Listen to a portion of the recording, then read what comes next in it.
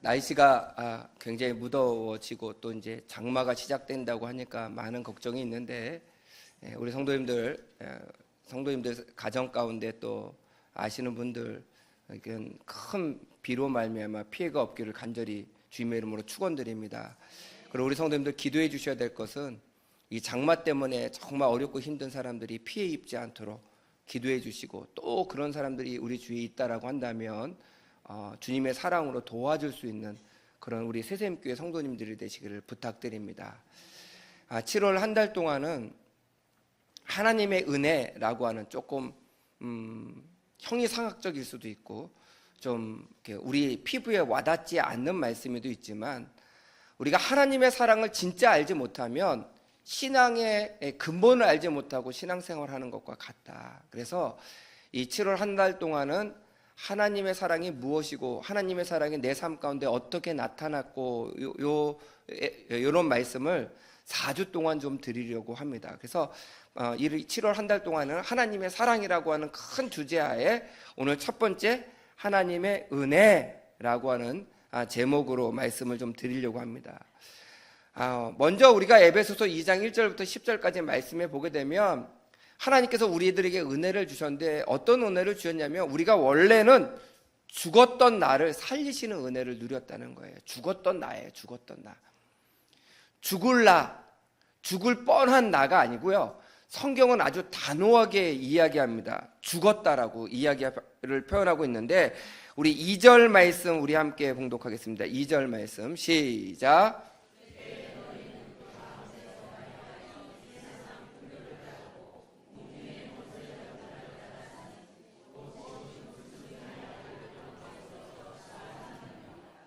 죄송합니다. 제가 1절을 말씀드려야 되는데 2절은 두 번째인데 1절 말씀 죄송합니다. 다시 한번 시작. 아멘. 그는 허물과 죄로 뭐 했더냐? 죽을 뻔, 거의 죽은 것 같으니 아니고요, 뭐예요? 죽었다는 거예요. 완전히 죽었다는 거예요. 아니, 목사님 저 살아있는데 제가 어떻게 죽었습니까? 많은 성서학자들이 이 죽었다라고 하는 말을 어떻게 해석해야 될까, 저도 주석을 여러 군데를 찾아봤어요. 그랬더니 이렇게 표현하고 있습니다. 여기서 죽었다라고 표현하는 것은 내가 아무리 노력을 하고 스스로 구원하려고 해도 구원할 수 없는 존재, 내가 아무리 발버둥 쳐도 영생의 길로 갈 수 없는 존재이기 때문에 죽었다라고 표현하고 있다. 어떤 주석에는요 이렇게 되어 있더라고요. 영적으로 죽은 존재다. 그런데요, 우리가 영적으로 죽은 존재다라고 하는 이 말씀이 저에게는 더 많이 와닿는데, 이게 무슨 뜻이냐면 우리가 그냥 살아가요. 의미 없이 살아가도 살아갈 수 있어요. 그런데 의미 없이 사는 삶과 목적의식이 분명한 삶은요, 이 세상에서 삶의 가치나 결과가 다르게 나타날 거예요. 만약에 여러분들의 자녀가, 여러분들의 손주 손녀가 학교를 열심히 다니는데 공부에 전혀 생각이 없어요. 이 아이는 너는 학교를 왜 가니? 그러니까 이렇게 얘기해요. 나 놀러 가요. 친구 만나는 게 좋고요, 노는 게 좋고요, 그리고 오늘은 더 기쁜 날이에요. 그래서 왜? 오늘 체육 시간이 있어요. 그럼 이 아이에게 있어서는 학교 가는 게 뭐예요? 놀러 가는 거예요. 놀러 가는 거예요. 그럼 우리 부모님들 참 사랑스럽죠? 대답을 안 하세요? 아니, 우리가 그런 얘기 많이 하잖아요. 공부가 중요한 게 아니란다. 건강하게만 자라다오. 말은 그렇게 하시면서 속으로는 다 아니신 거예요. 그러니까 남의 자식은 그렇고 내 자식은 뭐 해야 돼요? 그 대답은 잘 하시네요. 공부해야 되는.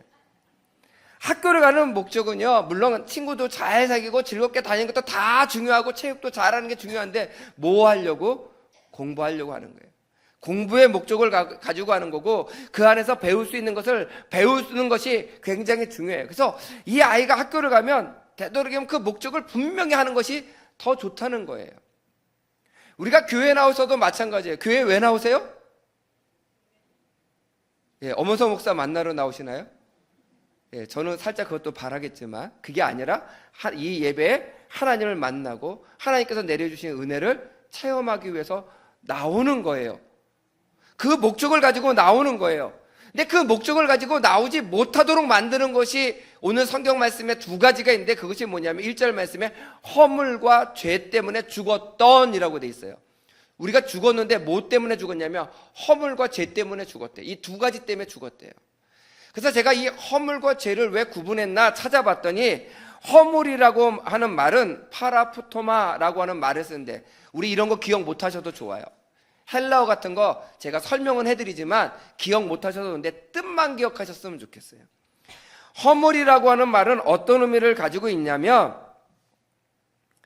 함께 가다가 넘어진 상태를 말하는 거예요. 함께 가다가. 그러니까 아이의 손을 잡고 제가 가다가 아이가 꽈당하고 넘어진 상태를 의미해요. 그럼 뭐 하면 돼요?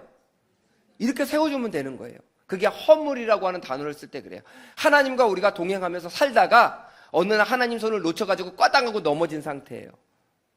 그러면 하나님 저 일으켜 세워주세요 하면 되래요. 그게 허물이에요. 근데 죄라고 하는 단어는 어떤 의미를 가지고 있냐면, 하마르티라라고 하는 단어를 쓰는데, 이 단어는 뭐냐면요, 관역에서 벗어났다. 우리가 양궁 하잖아요. 양궁을 쏠 때 그 10점짜리 관역 안에 딱 들어가야지 금메달을 딸 수 있는 거잖아요. 그 관역을 벗어나서 쏘면 큰일 나는 거잖아요. 그것처럼 이 죄라고 하는 것은 관역에서 벗어났다. 그러니까 이것을 신앙 안에서 우리가 보게 되면 뭐냐면, 하나님의 뜻을 잊어버리고 사는 삶, 하나님의 뜻이라고 하는 관역에서 벗어난 삶, 이거는 일부러 벗어나는 거예요. 그래서 행위적인 죄를 짓고 벗어나는 것을 우리는 죄라고 이야기하고요, 우리가 실수로 넘어지는 것들을 허물이라고 이야기해요. 그래서 이 허물은 많은 성서학자들이 이렇게 이야기하더라고요. 고의성이 없고, 죄는 고의성이 있는 것. 왜냐하면 알고도 짓기 때문에. 허물은 내가 실수해서 넘어지는 경우들. 그러나 성경은요, 허물이든 죄든 하나님으로부터 멀어지게 만드는 것은 이것 때문에 우리의 심령이 죽게 되었다는 거예요. 그런데 그 죽었던 자를 우리 주님께서 어떻게 하신다고요? 너희를 살려주신다라고 말씀했어요. 우리 요한복음 15장 5절 말씀 우리 봉독하도록 하겠습니다. 시작.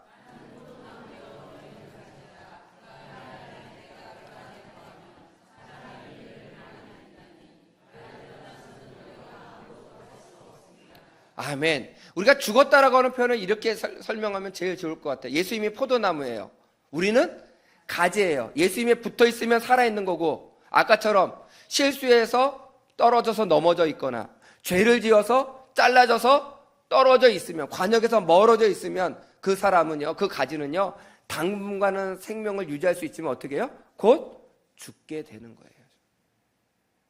그리고 그 말씀을 정확하게 하고 있는데, 요한복음 15장 6절 말씀도 다시 한번 봉독하겠습니다. 시작.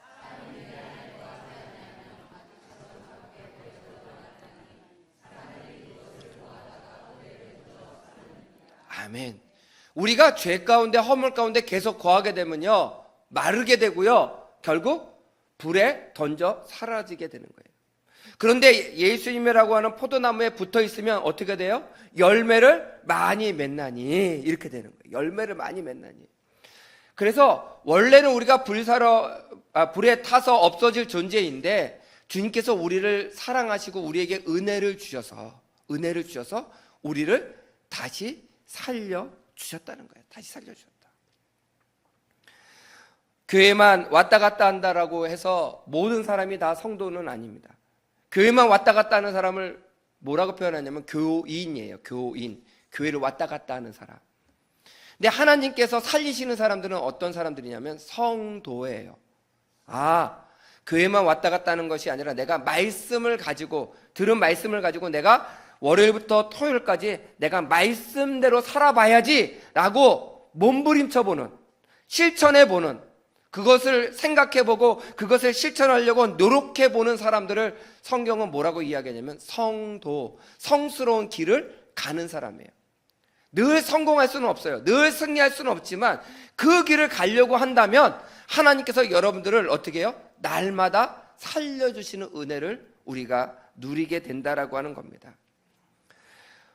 우리가 5절 말씀, 오늘 본문 에베소서 5절 말씀, 2장 5절 말씀 우리 함께 봉독하겠습니다. 시작.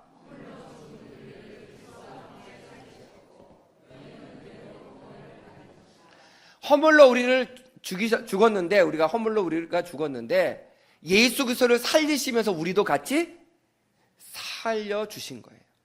그래서 우리가 주님의 이름으로 살아난 거예요. 주님의 이름으로. 하나님의 은혜를 통해서 주님의 이름으로 우리가 살아난 거기 때문에 우리의 인생은 이때부터 주님의 이름을 증거하는 삶을 살아가셔야 되는 거예요. 그래서 죽었던 자가 어떻게 해요? 하나님의 은혜로 다시 살아났다. 이게 참 중요합니다. 제 친구 중에요, 어렸을 때 심장 판막 수술을 한 친구가 있어요.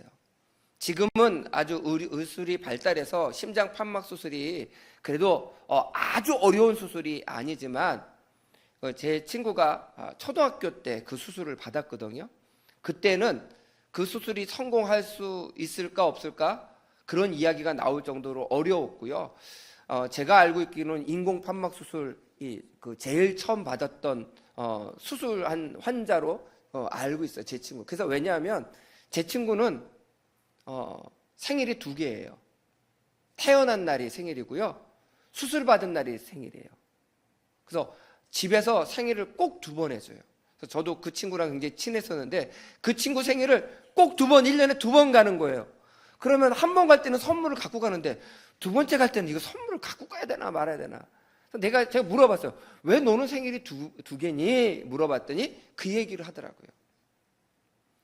자기는 그렇게 생각 안 하는데 자기 어머님이, 자기는 죽었다가, 이거 죽을 수밖에 없는, 뻔히 죽어가는 건데 정말 어렵게 수술을 해서 다시 살아났기 때문에 너는 너의 인생이 이제 다른 사람에게 베푸는 사랑을 가지면서 사는 사람이 되라. 그래서 이름도 바꾸고요, 그리고 생일도 2번 해요.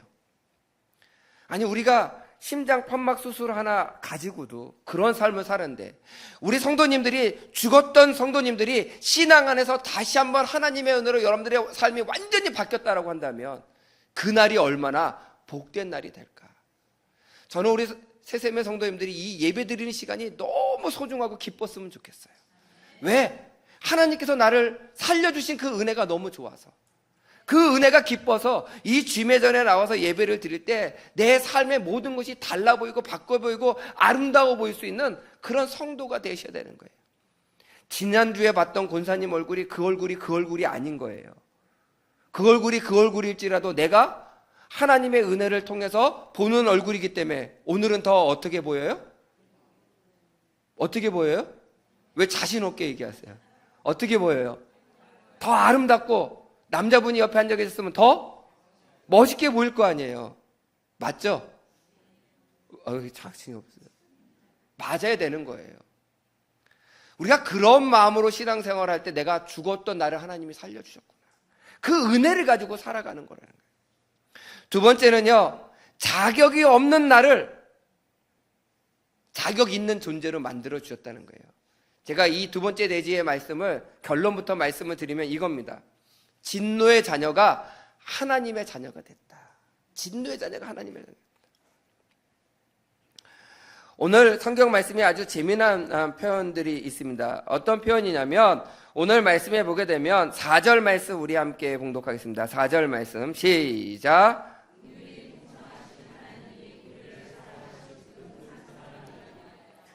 여기서 재미난 표현이 있어요. 우리 성도님들, 재미난 표현이 어떤 표현인지 보이세요? 그냥 성경 말씀이니까 무조건 아멘. 저는 이 말씀을 보면서 하나님의 사랑이 어떤 사랑이에요? 말 안 해도 큰 사랑이죠.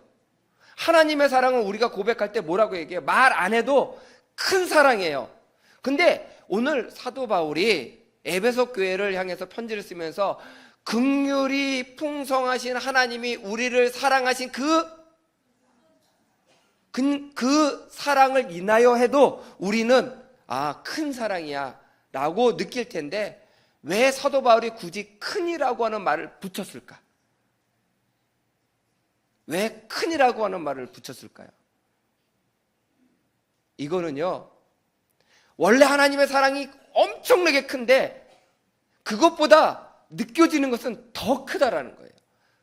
이 큰 자를 붙이지 아니하면 하나님의 사랑에 대한 표현을 더 이상 할 수가 없을 것 같아서 큰 사랑 앞에 더 큰이라고 하는 말을 강조하면서 붙인 거예요. 우리가 하나님의 사랑을 느낄 때 그런 하나님의 사랑을 느끼셔야 돼요. 여러분들 부모님에 대한 사랑을 언제 느끼세요? 안 느껴보셨나요? 여자분들은 보통 부모님에 대한 사랑을 언제 느끼세요? 아기 낳고 나니까 아이고 우리 엄마가 이렇게 고생하면서 낳았구나. 어머니에 대한 사랑이 팍. 우리가 평상시 때 어머니에 대한 사랑, 부모님에 대한 사랑을 큰 사랑이라고 여기죠. 근데 그런 경험을 하고 나서 어떻게 더 느끼냐면 우리 엄마의 사랑이 정말 큰 사랑이었구나 이렇게 강조하잖아요. 바로 지금 이 강조점인 거예요. 근데 왜 이렇게 큰이라고 하는 말을 강조점을 붙였냐면 오늘 3절 말씀 우리 함께 봉독하겠습니다. 3절 말씀 시작.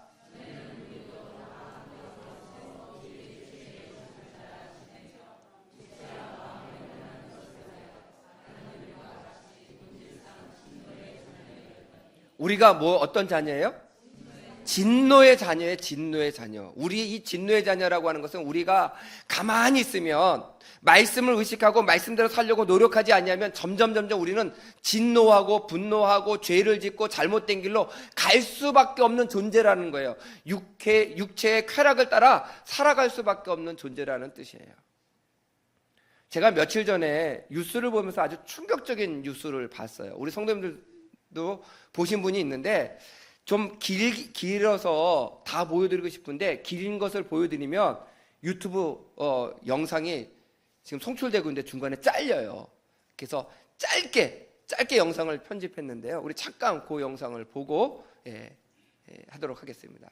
어두컴컴한 병원에 불이 켜집니다. 침대에 누운 환자는 5만 원짜리 현금부터 셉니다. 환자에게 무언가를 투약합니다. 잠시 뒤 몸을 벌벌 떨며 비틀거립니다. 지난해 9월 약에 취한 채 람보르기니를 운전하다 주차 시비가 붙어 흉기를 휘두른 홍모 씨가 범행 후 또다시 투약을 하러 온 겁니다. 또 다른 환자는 약에 취해 돈도 제대로 세지 못합니다. 경련에 몸을 떨고 침대 밑으로 떨어집니다. 약을 더 달라고 두 손 모아 빌기까지 합니다. 추가로 주사를 놓아주자 의료진에게 손가락 하트를 보입니다. 제2의 프로포폴이라고 불리는 에토미데이트를 맞는 겁니다. 한 번 맞을 때마다 10에서 20만 원씩 냈습니다.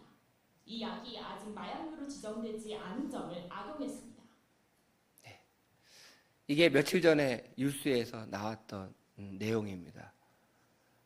그 주사를 맞고 벌벌 떨고요. 몸이 망가지고요. 저 장면 뒤에는 주사를 맞고 병원 바깥에 나오다가 제대로 걷지를 못하고 길거리에서 고목나무 쓰러지듯이 쓰러지는 장면도 나오고요. 침대에서 떨어지는 거는 당연히 나오는데 그럼에도 불구하고 조금 시간이 지나다가 다시 주사를 맞으러 오는 거예요. 이런 사람들이요 어마어마하게 많고요. 한 병원에서 이렇게 주사를 맞죠. 아까 얘기했죠. 한 번 주사에 10만 원, 20만 원. 그렇게 해서 60억이라고 하는 돈을 한 병원에서 벌었다고 그래요. 어마어마한 돈이죠. 왜 이렇게 육체의 쾌락을 따라 살아갈까? 하나님의 말씀대로 살려고 애쓰지 아니하면요, 우리는요 본능적으로 어떻게 해요? 좋은 것, 편안한 것, 그것을 따라 살아가게 되어 있어요. 우리가 밥을 먹고 배부르면 뭐 하고 싶어요? 눕고 싶어요. 그 의사 선생님들이 맨날 하시는 말씀이 있어요. 밥 먹고 뭐 하시라고 해요? 운동하시라고, 걸으시라고. 근데 우리 걷고 싶어요? 눕고 싶어요? 그럼 어떤 게 더 건강해질까요?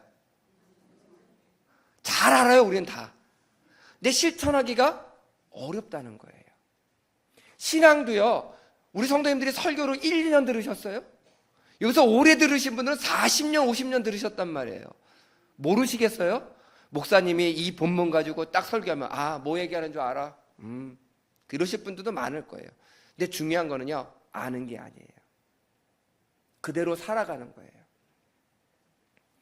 우리의 마음을 말씀에 빗대어서 의식해서 그 말씀대로 살려고 하지 아니하면 우리는 점점 진노의 자녀로 살아갈 수밖에 없는 거예요. 그런데 하나님께서 우리를 사랑하여 주셔서 아까 말씀드린 그 큰 사랑, 자격이 없음에도 불구하고 우리를 너무너무 사랑하셔서 어떻게 하셨어요? 우리에게 하나님의 자녀가 되는 은혜를 주셨다는 거예요. 진노의 자녀는요, 하나님의 심판을 받을 수밖에 없다라고 하는 표현이에요. 하나님께서 진노하시는 자녀라고 하는 뜻인데, 그 진노의 자녀, 하나님이 심판하실 수밖에 없는 자녀도 그가 회개한다라고 하면 하나님이 받아주시고 하나님의 자녀로 우리를 삼아주신다라고 하는 거예요. 저는 우리 새샘의 성도님들이 하나님의 자녀가 되시기를 간절히 부탁을 드립니다. 우리 7절 말씀 우리 함께 봉독하겠습니다. 7절 말씀 시작.